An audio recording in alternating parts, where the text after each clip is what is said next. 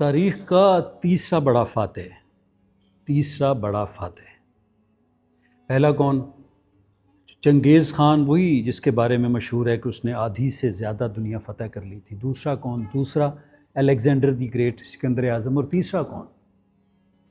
تیسرا وہ عظیم فاتح جو جنوبی روس سے لے کر روسی ریاستوں ایران، شام، عراق، افغانستان اور پھر ہندوستان تک کے علاقوں کو فتح جس نے کیا۔ وہ ایک ایسا بادشاہ تھا جو ہر سال محرم میں سیدنا امام حسین کے روضہ مبارک جاتا، حاضری دیتا اور وہاں وقت گزارتا، ہر سال محرم میں۔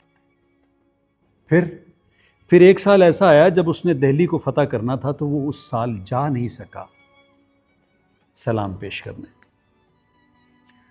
سلطنت میں منادی کرا دی گئی کہ ہے کوئی پوری سلطنت میں کوئی ایسا جو روضہ مبارک کی شبیہ بنا دے؟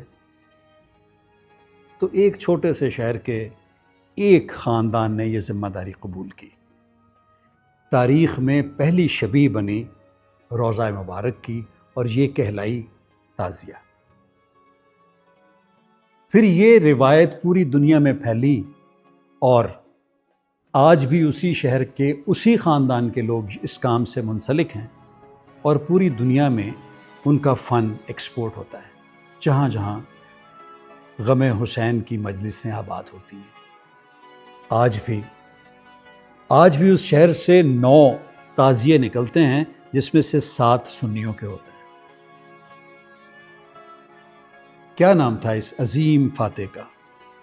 عظیم مغل فاتح امیر تیمور، جسے تیمور لنگ بھی کہتے ہیں۔ میں جا رہا ہوں اس شہر میں محسن زیدی کی ایک مجلس میں، آپ بھی آئیے گا، تفصیل نیچے آئیے گا۔